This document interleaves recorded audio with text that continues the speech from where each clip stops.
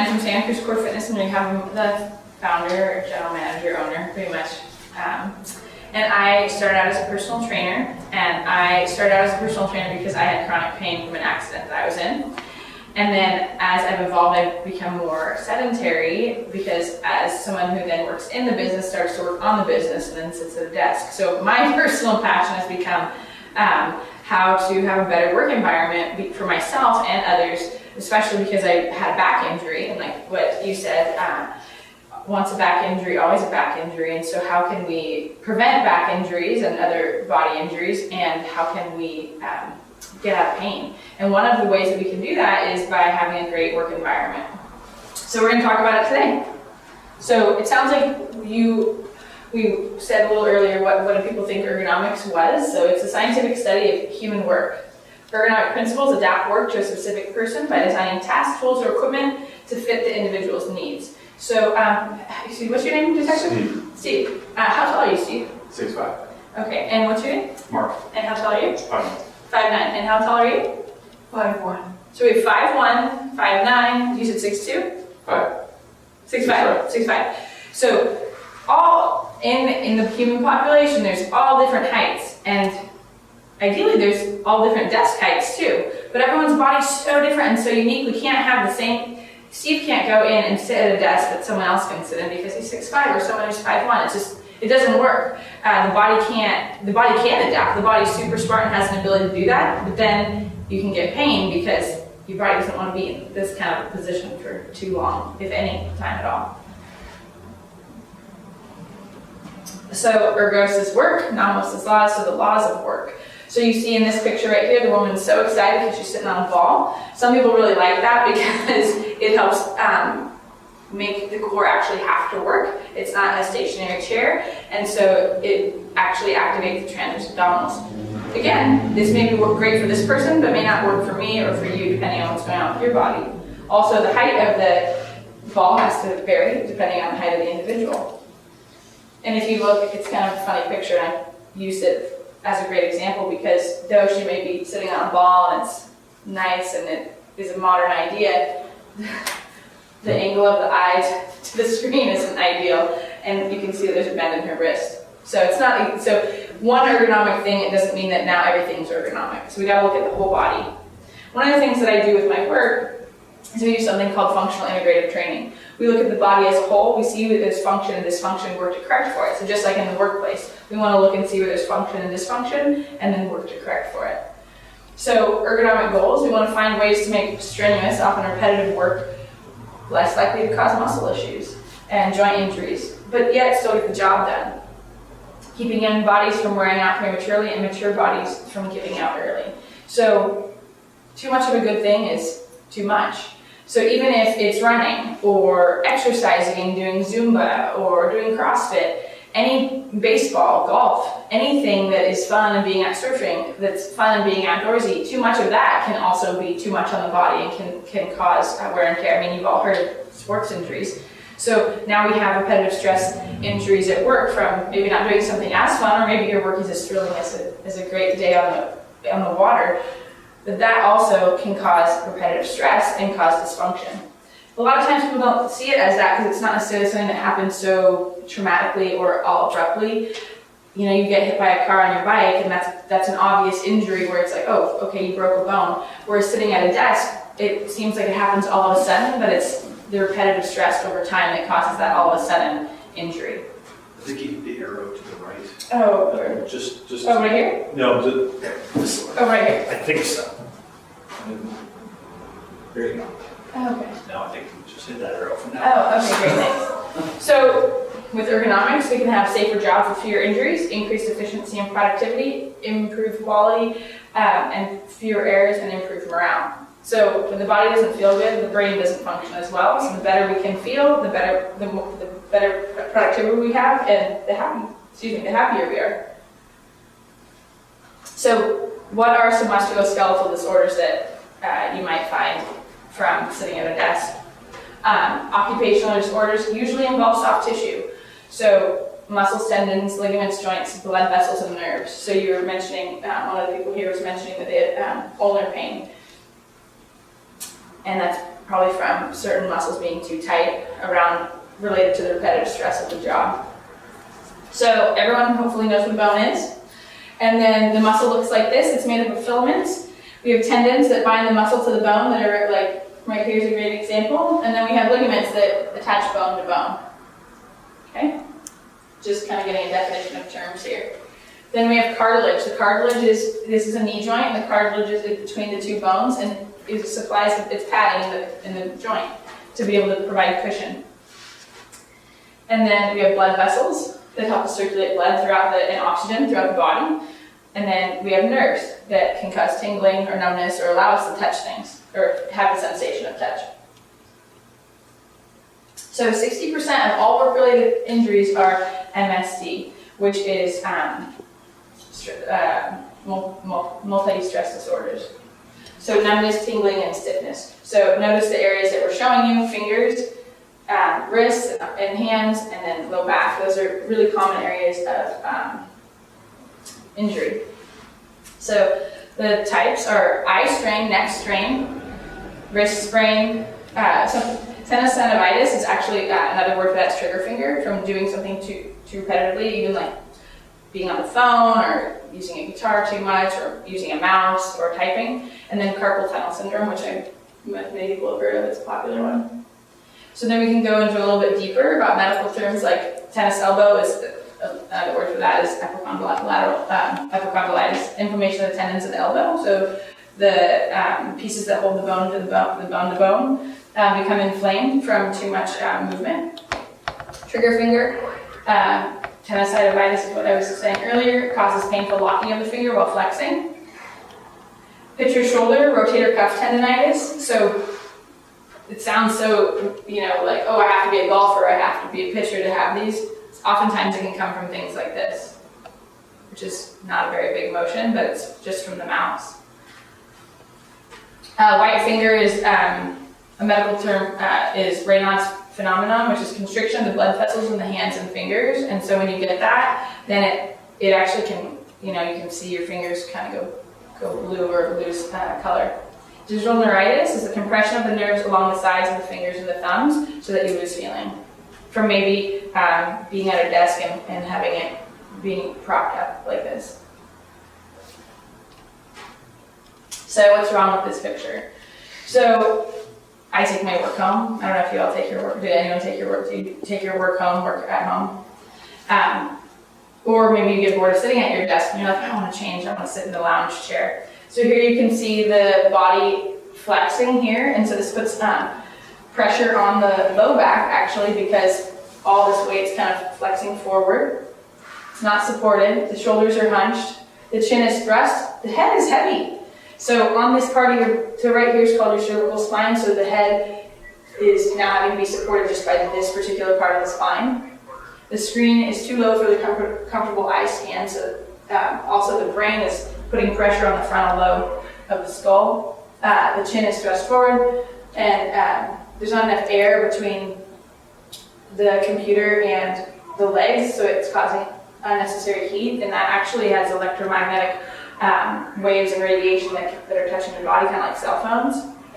It has EMF, or magnetic frequency, which has been, studies have shown that it's not healthy for the body. Bent knees cut circulation off, and feet are flexed instead of flat on the floor. If the feet are on the floor, it puts unnecessary pressure on the low back, because now the low back has to support the weight of both legs, or one leg, depending on how you're standing. And then there's insufficient support between the legs. So there's a lot of space here that isn't supported. This is a great slide. I have a lot of people that I work with that work from home. It's a good slide. Okay. I don't know, has anyone heard this term, sitting next to you smoking? Yeah. So there's definitely an element of truth to that because we're becoming such a sedentary community because so much of our work and life revolves around the computer or digital media. So there's a 50% increased risk of death. 125%, from any cause, 125% increased risk of events associated with cardiovascular disease, such as angina or a heart attack. So sitting can affect the muscles and the mood of the individual. So in a position like this, again, similar to the one that we had with the gentleman in the chair, there's a straight neck, the brain is foggy because it's out here and he's very, very close to the screen. And again, the computer screens emit electromagnetic frequencies as well, but they also emit blue light. Has anyone familiar or heard of like blue light and what it can do to you? So what blue light does is it actually inhibits or suppresses the ability for your body to produce melatonin, which helps you sleep. So that's why studies have come out and articles have been written about turning off your screens or having like decreased screen time before you go to bed so you can increase your ability to go to bed. Does anyone have any issues with getting to bed on time or sleep? Any difficulty with sleeping? Staying asleep. Staying asleep, yeah. All the above. Yeah, so that screen time can affect that. Also, I mean, that's a whole other lecture on neck position and body position when you sleep. He needs new clothes too. Oh yeah. So we're seeing these are the things that can be associated with sitting: heart disease, overproductive pancreas, colon cancer, disc damage, weak abs, soft glutes, and tight hips. So when you're in this position, the hips are in a shortened position, and so when the hips are in a shortened position for extended periods of time, and then you go out and play or go out and walk, these muscles get really short, and then what it does is it can cause this kind of position, which is like an anterior tilt of your pelvis, which then puts a lot of pressure on your low back discs. So then if I'm exaggerating, I'm sitting all day, then these muscles get really tight, and my butt sticks out like this, my low back gets compressed. Well, the body's incredible and has an incredible ability to compensate. So if my butt's sticking out like this, then my upper body has to do something, so then it does this. Okay, so this is in the position that I come in, and then when I'm in this position, this is as high as I can move my hands. If I stand up straight, this is as high as I can move my hands.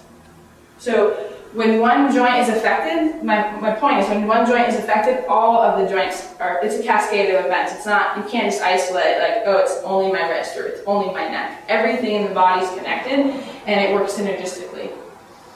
So when I'm in this position, from this position, my abs aren't really working, which is why that woman on the ball, like that can help with pelvic floor and lower ab stability. Again, I'm not saying go from a chair to a stability ball because going from something that may not be as healthy to something that's healthier can also be problematic because there's not a transition phase.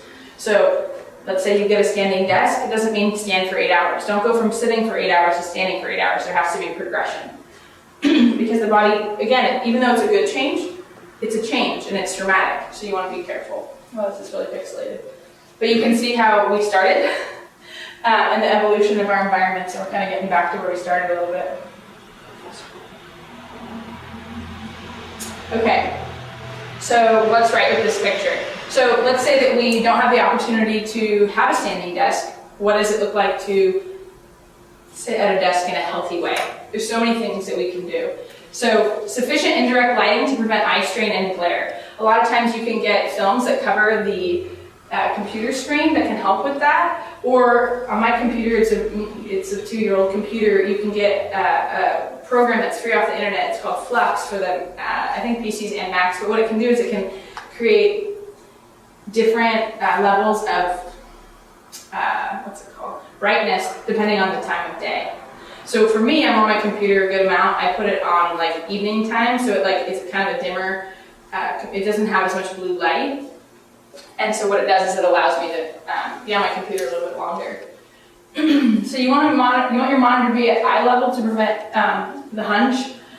And I actually think that this is even still a little bit high because your neck is still a little bit forward. I would have this up a little higher. So you actually want to have your eyes 2/3 of the way up the screen. Okay? Also, studies show that, that people say like 18 to 20 inches to have or maybe 24 inches to have your eyes from the screen.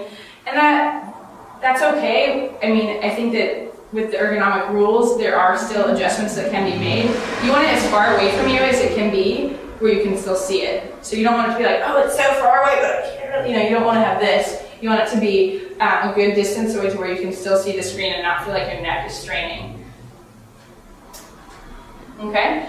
I'm not sure, how many of you have to transcribe stuff? Are you looking at documents? No? I don't know. You do? So that's what this is, like a document holder. You see how her eyes are still pointing down. If you can get this a little bit higher, that's going to be you know, if it can be as level as the screen, that's going to be really good instead of having to look up and then down. Because that, again, is repetitive, right? What about if it's off to the side then? Yeah, if it's off to the side, yes, but hopefully it's not off to the side so much to where you're having to rotate your head. Hopefully your eyes can just move. Okay. Does that make sense? Yeah. 'Cause Or- mine's kind of like hers, where it's down a little bit. Yeah, so if the documents, then what you can do is you can also get two and you can rotate. Like put it on the left some days, put it on the right or every part of the day. Which yes, it's like I saw your look, which is like, oh, that's kind of a pain in the butt. It is definitely a pain in the butt, but it's more of a pain in the butt to have like disc damage because you do it one side. So one of the most taxing jobs is actually dental hygiene and dentistry because they're like this. So they're rotated and hunched over for hours at a time. So people say like, oh, I lifted something and I got a bulging disc, or I was, I don't know, lifting weights and I got a bulging disc. This kind of behavior where I'm sitting here doing micro movements for an extended period of time, the lifespan of a dental hygienist is like maybe 8 to 10 years because it's so repetitive and it's in one position. So what happens is certain muscles get really, really shortened on one side and then the other side gets lengthened and so the disc pushes out and then there's your herniation. Same thing with any asymmetrical sport like golfing or baseball, even with the pitching. Golfing is really hard on the body. So our body wants to be symmetrical, we're not symmetrical. Everyone has asymmetries, but we want to be as symmetrical as possible. Our body likes that. So if we can do that in this sitting position, it's going to help us to just have a better life, live longer, and resist injury. So you can see that her elbows are going to be at 90 degrees. For someone who's really tall, this can be a challenge because you need to get the desk height up high enough to clear the legs, but then you don't want to be, I call this like T-Rex arms, you don't want to be in this position. So you want to have your elbow at 90 degrees, but pay attention when you have your elbow, so when you go back to your desk today, see where your elbows are, and not just where your elbows are, but where are your shoulders. So my elbows can be at 90 degrees and my shoulders can be up here. So you want to have your shoulders relaxed, and then your, like I said, your arms are at least 90 degrees. So adjustable seat support for low back. Renee, would you mind going to my car and getting my backrest out of my car? Mm-hmm. So So a lot of chairs talk about lumbar support. With lumbar support, I really caution that because I don't know how to say this in a politically correct way, but a lot of lumbar support is actually not that healthy because the lumbar support is actually pushing your back and your abs out, so then your belly is out and not contracted, and it doesn't allow your TVA to be working. What you really want to protect is your sacrum and your thoracic spine. So you don't want to push on your lumbar. What you want to do is support here and here. And I'll have her bring in, I just found these low back rests and they're amazing, and I'll show you an example. So you want to just be careful of like too much lumbar support because what it's doing is it's creating this hip shape like this, and that's putting a lot of pressure on your sacrum and your lower back actually. So with this particular chair, like she does have space in that she's using it on the lower back, but also it's not so much because she has a pretty neutral spine, and we'll go into what that looks like in future slides. Awesome. Well, thanks. And I'll show these to you guys in a second. Okay, so padding in the front of the keyboard for wrist alignment and relaxation. If you're going to have a keyboard that looks like this, that's flat, that's a great idea because you don't want to be having your wrists in a flex position. You want to have them as neutral as possible. But now there's so many different keyboard options, and we'll share them shortly, that maybe a flat keyboard isn't what's best for you. And this may be what you're used to, so any change is going to kind of be a pain in the butt to start, but your body will thank you. Will thank you for it for sure.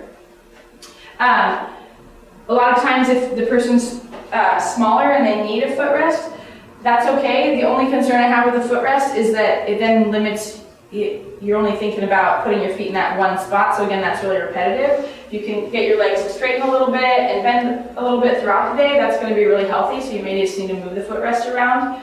Hopefully you don't need the footrest so that you don't feel like you have to put your feet on the spot, but if you do, that's okay. Just make sure that you're adjusting your body throughout the day. Okay, and then thighs parallel to the floor.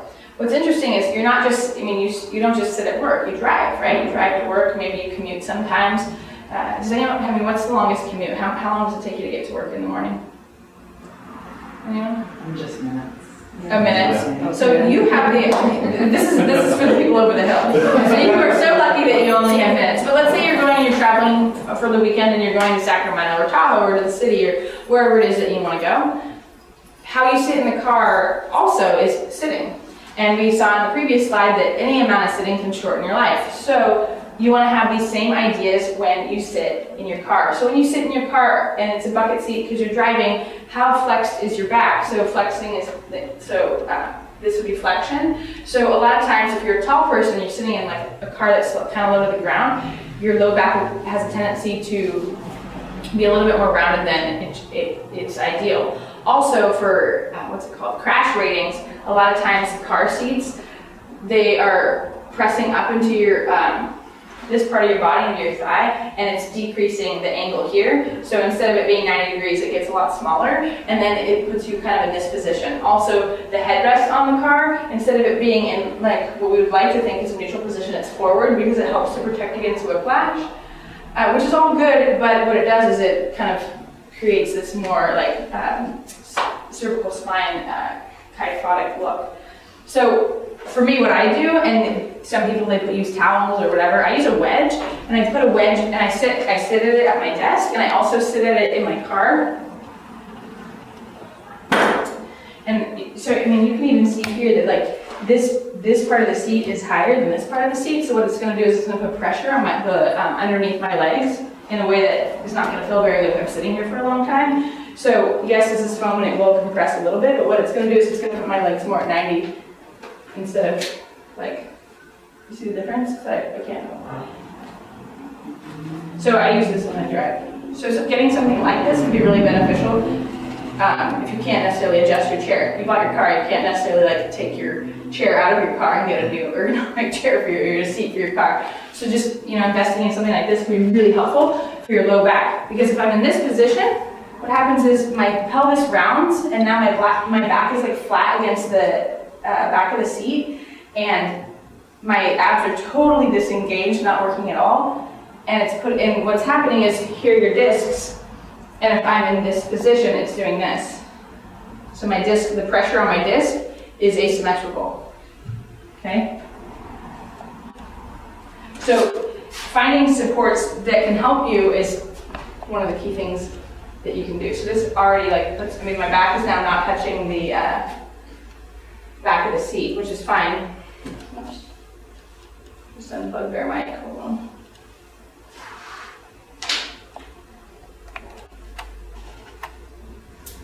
Okay, so I was saying about like lumbar support, and lumbar support can be great, but we want to actually, like I said, protect the sacrum and the thoracic with the rib cage so that my abs could actually do their job even if I'm sitting. So, and I'll pass this around because it's pretty awesome. But the pressure is actually here on my sacrum area. And so then my low back isn't arched like this. Because a lot of times in cars now, they have low back support, lumbar support, and even in like office chairs, there's lumbar support. So if you increase lumbar support, it's gonna create a nice arch in your back. And again, it's causing your pelvis to tilt and it's making this angle smaller. Whereas if I can sit back and have my sacrum supported, then I'm in a 90-degree position, and my chest is actually lifted instead of, you see the difference on my back?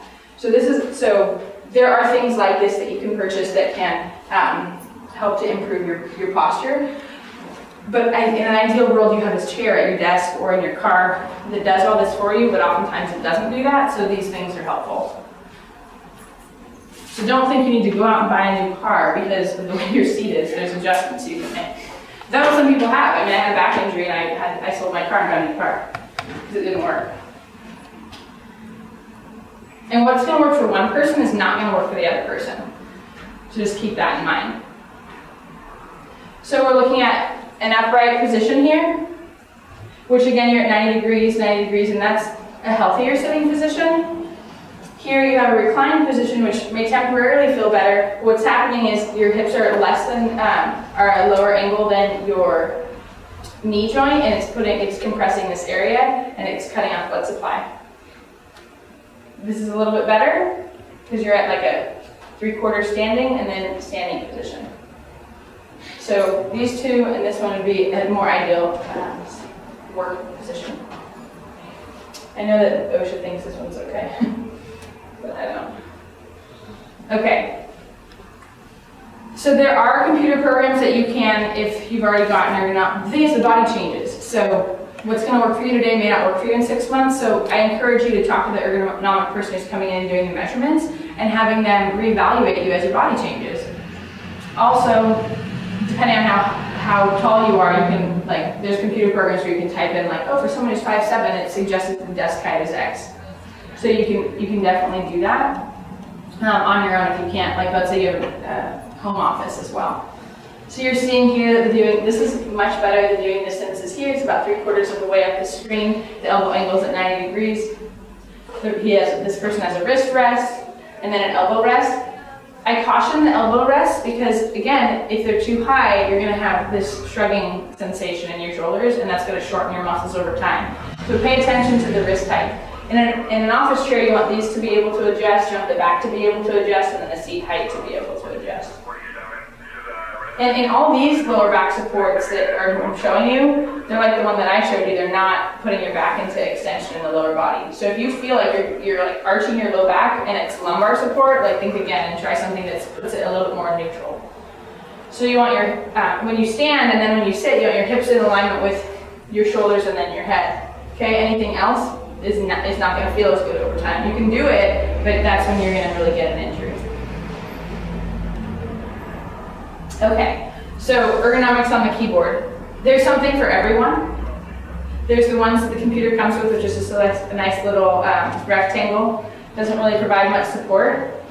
This is actually one that I started to use. What's so cool about something like this is that it's a split keyboard, and you can put your arms here, or you can also go all the way to flat, so you can continuously progress to get here.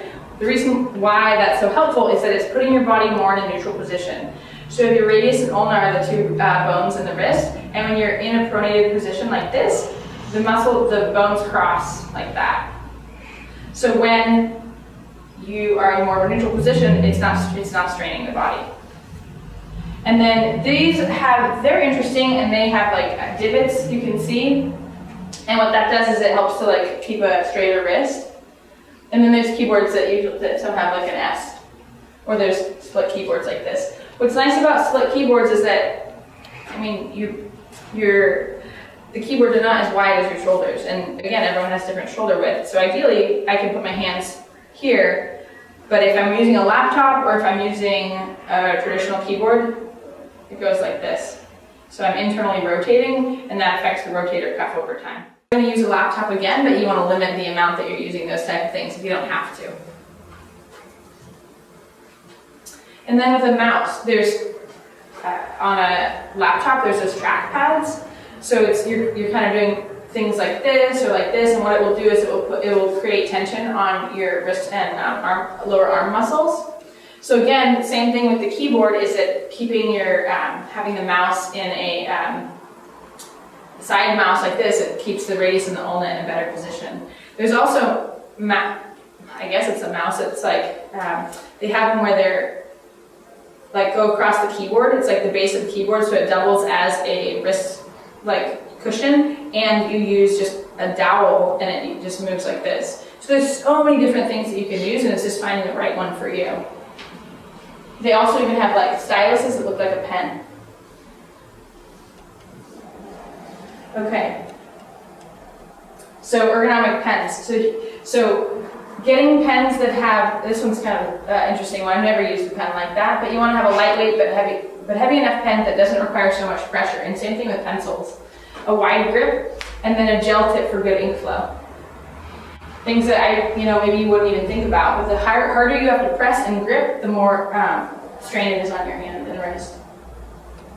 Okay, so one other thing that's really important is to take breaks. So we can talk about how the ergonomics are excellent and different ways that we can put your body in positions, but nothing is better than getting up.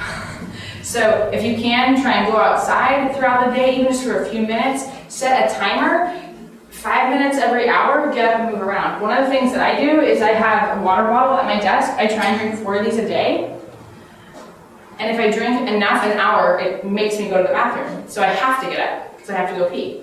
So that's one thing that you can do. There's little tricks like that. Other people that I talk to, they put pennies on their desk and they want me to drink 10 glasses of water. So every time they drink water, they move the penny.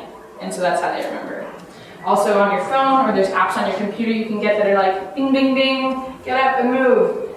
So what we're gonna do now is I'm gonna show you what we can do to help you feel better and take breaks throughout your workday. So it can happen in just 1 minute. So good health starts with good posture. So everybody go ahead and stand up. Okay, so you just worked for an hour and you need to get up and move around. So here's an exercise you can do. It's called 1 minute to good posture. So you're gonna go ahead and have your feet parallel. So everyone look down. Good. So your body's a series of length-tension relationships. So when you do one thing for too long, what happens is then those muscles get tight and the other muscles get weak. So if we can move throughout the day, it's gonna help you a ton to balance out the length-tension relationships. When the body's more in synergy and in balance, then there's less injury. Okay, so your feet are shoulder width apart, your feet are parallel. Okay, yep, parallel. Good. So you want to sense the weight distribution on your feet. Your heels and your toes and the ball of your foot, is it even? If it's not, make it even. So you don't want to be too far forward or too far backwards. It's nice and even. Good. Okay, and then let's go to the knees. So you don't want the knees to be locked out, you don't want them to be overflexed and too bent, you want them to be in neutral. So with every joint that we're going to talk about, you always want to go back to the feet and go, okay, is my weight distribution appropriate? So if this is my foot, I want the outside, the inside, and the heel to have like equal weight distribution on my feet. And then my knees are going to be soft. Good. So now we're going to go to the pelvis. So the pelvis is like a bowl of water. We want to make sure that the pelvis is not too far forward where the water's tipping out or too far backward where the water's tipping out that way. You want it to be nice and neutral. So you can put your hands on your hips, and then you can take your fingers and wrap them in the front like this, and then you can push your pelvis back, so you can kind of feel what that feels like. And then you can use your thumbs and push your pelvis under. Good, let's do it one more time. So you're gonna take your pinkies and your fingers, and you're gonna push your pelvis back. Good, and then take your thumbs and push it forward. Okay, so you can feel the scoop this way, and you can feel that your back starts to arch. So find a neutral position to where it feels even, so that your hands are level. Good. So when you find that position, go back to your feet, make sure that the weight is equally distributed, the knees aren't locked out, the pelvis is in neutral. When the pelvis is in neutral, it allows the abs to engage. So draw your belly button into your spine. So if I were to punch you, you'd clench those abs. So clench those abs, but don't forget to breathe. That's important. Okay, so I'm drawing my belly button in. A lot of times when people draw their belly button in, their pelvis changes shape. So draw the belly button in, those hands on those hips, make sure that they're level, and then make sure the weight distribution isn't back or forward in the feet. So drawing in, good. So when we draw in, sometimes this happens too. So now we've got the feet, the knees, the pelvis, the core. Now we gotta work on the middle back. So you wanna think about, here's your rib cage and lifting your rib cage. So if I were holding a baby and I wanted the baby to look up, I'd lift my chest. So when you lift your chest, the lower back might come out of whack. So make sure you keep the belly button tight and in, and lift the chest. You might even feel like middle back cramping a little bit because you're so used to this. Okay? So feet, equal weight distribution, knees are soft, pelvis is in neutral, abs are tight, chest is lifted. And then with your chin and your head, you want to think of like carrying books. Just bring it back a little bit. Okay? So it might feel totally weird. That's okay. And then your hands are at your sides and your palms are facing forward. Okay? So this is 1 minute. I think that was less than a minute. 1 minute to good posture. So it might feel kind of foreign or alien. That's because you probably don't do this ever. And so then what you can do is from this position, you can then start to walk and then integrate that feeling, okay? So this is something that you can do. You can shake it out if you want. It's something you can do in line when you're waiting, or again when you're getting up from your desk, okay? 1 minute to good posture. Great exercise. Pressure, the less amount of pressure is on the neck. When the back becomes too lordotic, or pelvis starts to anteriorly rotate, it affects this is like a chain. It's like puts a kink in the chain, and the rest of the body has to really compensate. So the chest muscles get short and tight. So we're forward moving people. So the body wants to, kind of comes in like this because you're driving, because you're sitting, because you're lifting things. So the chest muscles get short and tight. Does anyone ever have like middle back pain? In the middle back, especially tall people might get it more, or if you're doing one thing too much, and then you go to maybe you get a massage and you're like, oh, can you work my back because it really hurts right there? So if I'm doing this, my middle back will hurt because these muscles are so tight. So next time you go to get a massage, which hopefully you're getting one every once in a while, you're having them work on your chest and your biceps and your pecs because the back is lengthened. And maybe that's where it's hurting because the muscles are on stretch. It's like they're basically getting pulled. Just because it's stretching doesn't mean it's a good stretch. So you're like this, these muscles are super short, so we want to open these up. And I'll show you things that you can do on your own. Okay, so here's an example. So I'm in this position, my head's forward, all these muscles in my posterior chain, the back of me, are really lengthened. So we're going to take a break at work, and we're going to come to the wall, and these are called wall angels. So when you're a child, maybe you went to the snow. Anyone go to the snow as a kid? I'm going to put my hood on here. So as a kid, we did maybe snow angels, right? So I'm going to have you all try this. So you're going to put your back against the wall, back flat. So it's going to get harder the closer you put your feet to the wall. And again, just like with the good posture, you want to have your feet symmetrical. Your back's going to be flat. You're going to bring your hands up, externally rotate. And then I'm just going to make some angels on the wall. And you want to keep your back totally flat as best you can. Hands are up and not touching, that's okay. Well, if he does that, then I can put my hand there, right? So we're just trying to realign the body. That's all this exercise does. So we want to open up the chest, activate what's called your lower traps to bring your head back and improve your posture. It's just a party trick because it's like, oh, everyone thinks it looks so easy. It's hard. So what you're going to do is you're going to grab the side of the chair. One side, just one side. With the other hand, you're going to grab your ear. Okay, so don't wrench your head down. Just gently let it go to the other side. Just let it go. Yeah. You're going to feel a stretch all along the lateral side. If you have really long arms, you can just take your hand instead of grabbing the edge of the chair, just reach it down like you're holding a heavy weight. And then I feel a stretch all the way from my shoulder to my neck. Everyone feel that? Mm-hmm. Good. So with the stretch, you want to hold it 30 to 60.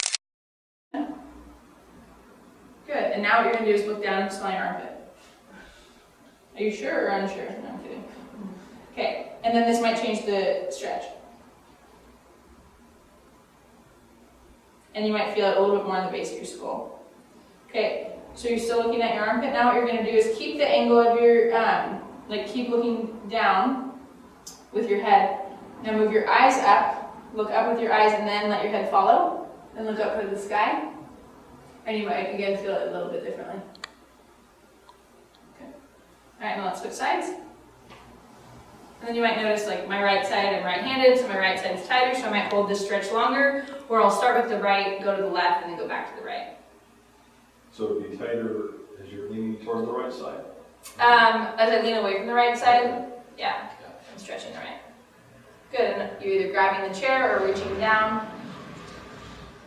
So you just want to retract or pinch. Good, but when you do that, there's a tendency to arch your back. So draw your belly button in and pinch the shoulder blades. Pinch the shoulder blades and think about them going into your pockets and your pants. So you're pinching and depressing. So pinching and depressing. So when I do that, what happens to my arms? Watch my arms, they externally rotate. So I'm going from this position to this position. And you can do it sitting down. You can be in your car. And with your car, maybe your desk chair, the seat is a little higher so you can actually get the feedback of what your shoulder blades are doing. So pinching and depressing. So here they are, they're going to go here and down. So together and down, okay? And that again activates the lower back, or the middle back, sorry. Okay, let's do a couple more. Good, and then just relax. Awesome, good job. Okay, so glute activation. When we're sitting, we don't use our butt. It's a great cushion, but that's about it. Okay? So this one can be hard if you sit a lot and you don't have, if we don't use it, we lose it. So if you don't have the ability to activate it, it's okay, you gotta start somewhere. So what you're gonna do is you're gonna sit here and you're just gonna try and squeeze your butt. Notice that my head lifts. Squeeze your butt. That's it. Squeeze your butt. Activate it. Great. Nice. Okay, so you're like, that's not good enough. I don't feel it, or it just is a silly one, whatever. Let's get back up. So when you go ahead and come on up. So remember what I was saying is that it's a length tension relationship. So we have to activate and deactivate. So when we sit, just because the muscles in the front are short doesn't mean that they're necessarily strong, but we do need to stretch them, because if my legs bend for so long, it lengthens my glute and then it doesn't like to work. So what you're going to do is you're going to have your feet in a staggered stance position. Good. Good. And then you can allow the front leg to bend if you want. When you're in a staggered stance position, the pelvis anteriorly rotates, so it feels like your glutes, your butt's sticking out. So what you want to do is you want to draw your belly button in. When I draw my belly button in and I make my pelvis in a neutral position, my back heel comes off the ground. So you see that? So my butt's kind of going backwards. I'm going to draw my belly button in, and my heel's going to come up, and I'm going to get a stretch in the front of my lagging leg, the leg that's back. Okay, raise your hand if you feel a stretch in the back leg. Good. If you don't feel a stretch, I'll help you out. So you can widen your stance, sure, if you want just a little bit. There you go. Do you feel a stretch in your hip, in your right hip? That'd be great. And you gotta activate your core to maintain your balance. So it's a double whammy. So you're here, drawing your belly button in, and you're drawing your belly button in, you're getting a stretch in the front, and then you can also lift your chest. So just, there you go, there you go. Good, do you feel a stretch in your right hip? Do you feel a stretch in your left hip? You feel a stretch? Yes. Awesome. Good, and then so did you feel a stretch? Cool, and then switch sides. And so yeah, you can use your chair to help you balance too.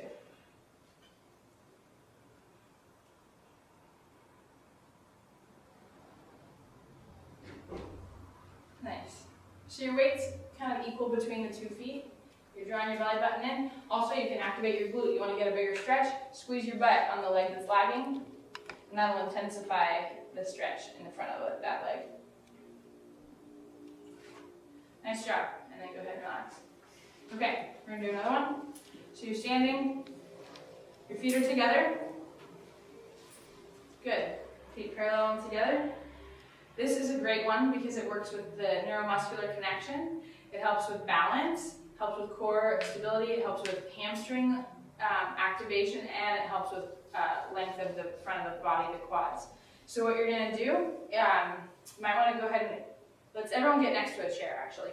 So the chair's on the side of you. Good. No, so you can hold the back of the chair or in front of you. So you just want to be able to hold the back of the chair. Good.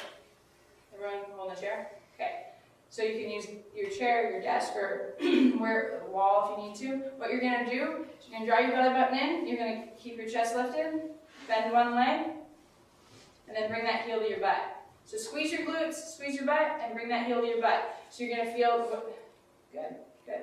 So when you're bringing your heel to your butt, so I'm here, I'm going to squeeze my butt, activate my hamstring, and think about pressing my body, my foot back into an imaginary wall, drawing my belly button in. Good. Good, and you can hold it for 10, 20 seconds, as long as you can, and then switch sides.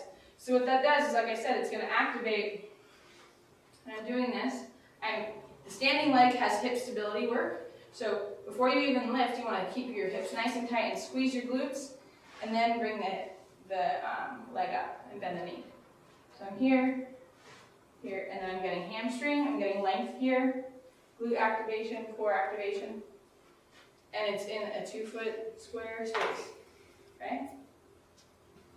Awesome, and then go ahead and relax. Nice job. Okay, you guys can sit down if you'd like. We talked about taking breaks. So ideally you're getting up every 30 minutes. Okay, how many people have a cell phone? Everybody? Okay. So this is a good one for everybody. When we use our cell phones, this is oftentimes how we use our cell phones, like this. So, fun fact, the brain's amazing, right? The frontal lobe is, now I'm going to forget what I was going to say. The frontal lobe is development and cognitive reasoning. So, it's what helps us with discernment. judgment calls, frontal lobe. Okay, so here we are as a species, most of us have phones, putting pressure on the frontal lobe of the brain for hours a day. The average person checks their email like at least 85 times a day on their phone. So we're putting pressure to the part that's like the discernment part of our brain, and it's actually making us dumber by doing this. Go figure. So what can you do about it? We can do this. It may not be as socially acceptable, but it's way better on your body.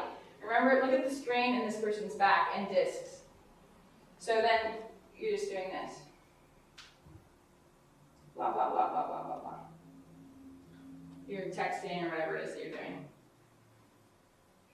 Make sense?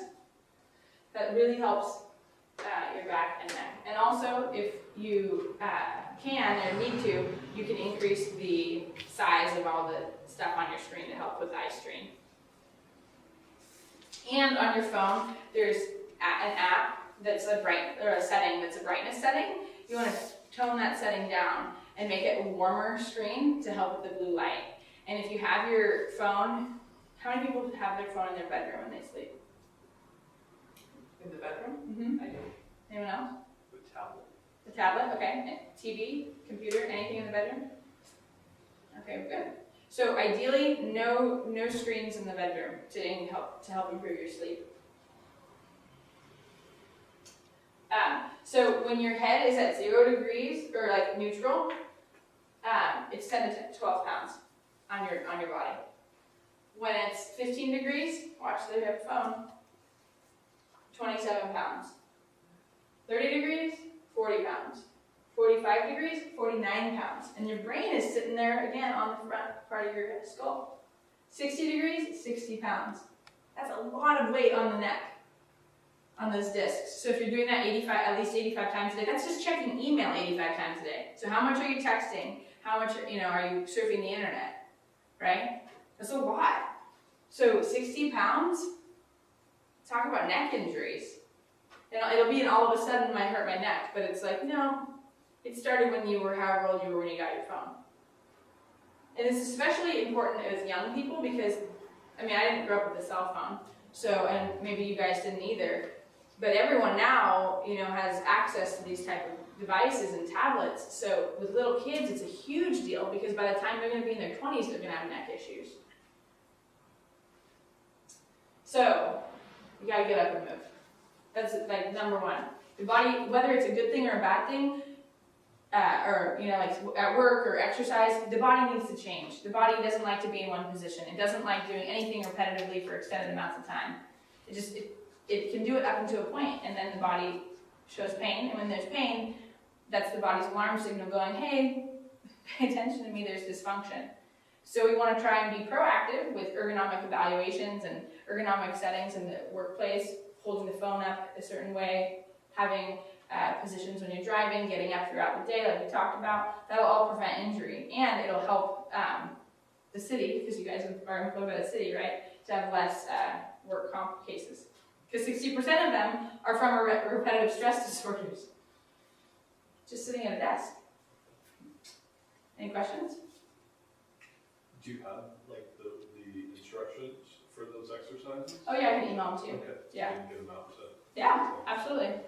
Yeah. I would love it if you would go around and look at the workstations and give people some pointers on how they can have a more ergonomically Yeah. correct workstation, because we need some help in that. Yeah, I definitely do that. What I'll do is I'll evaluate, I'll measure, and then I'll send some recommendations, because again, it's different for everybody's body. What's going to work for one person is not going to work for the next person, and then I'll go and I'll help set it up. Because even though it looked like it would work, it may not. So we have a lot of different options, and it's a kind of an evolving process, but it's like usually 2 times we get it pretty right. And then if you're sitting, and you can get a standing station or an adjustable thing on your desk, don't go all the way to standing. Do sit, then stand, and rotate throughout the day. Any other questions? All right, Thank you. thanks for having me. Thank you very much. Yeah. Oh,